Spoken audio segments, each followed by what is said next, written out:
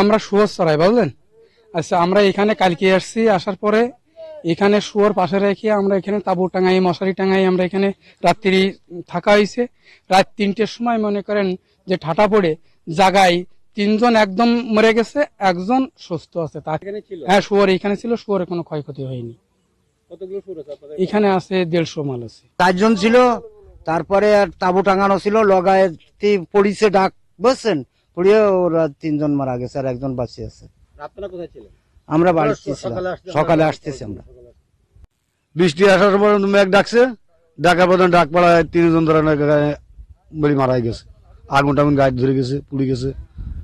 মানে একটা লগায় থাকে আমাদের কাগজ টাঙানোর জন্য, সেটা একেবারে দেখা থেতলি ফাঁসি ফাঁসি হয়ে গেছে। তো এখানে এই যে আছে আশেপাশে এই যে শুয়োর নিয়ে আসছিল, তো এখানে তাঁবু করছিল আর কি, ঠিক আছে। তো তাঁবু করার পরে ওরা আর কি সেখানে ছিল, তাঁবু করে 4জন ছিল। তো সেখানে হঠাৎ করে মানে মধ্যরাত্রে বৃষ্টির গর্জনে, ঠিক আছে, আকাশ থেকে মানে ওই যে ঠাটা বলে, তো সেটা আর কি পড়ছিল আর কি। তাদের মানে 3জনের আর কি ক্ষতি হয়েছে, তারা মনে করো বেঁচে নেয়।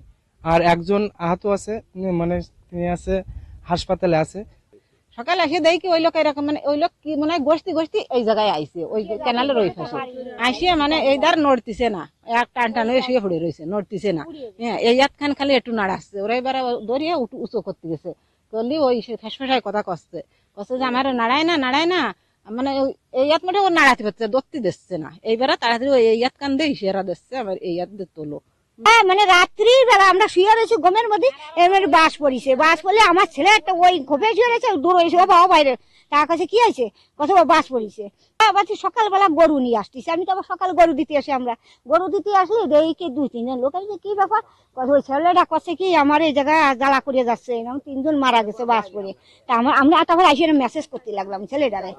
রাত 2-2:30টার দিক প্রচন্ড বজ্রপাতে 2-3 বার বজ্রপাত হয়েছে। তার ভিতরে সেখানে ছিল শুকরেরা এই খামার করে, ওখান থেকে সকাল হলে জানা গেল যে 3টি লোক মারা গেছে আর একজন সুস্থ আছে।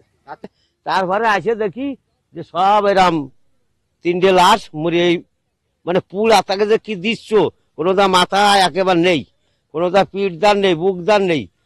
আর নেট ছিল, নেটের তলে দিয়ে তাঁবু দিয়ে আসলে পলিথিনি, ওই যে পুড়িয়ে শেষ হয়ে গেছে। আর এখন লগা ছিল একেবারে থেতরায় পড়ে গেছে, সেই লগা নিয়ে গেছে আবার নড়ালে ছড়িল। আর শুয়োর 2টি শুয়োর ওই ঘেরের মধ্যে ছিল, আর আছে কেন এক দল এই মো চলিয়ে গেছে, আর এক দল গ্রামের বাড়িতে ওই বাগানে মো চলিয়ে গেছে।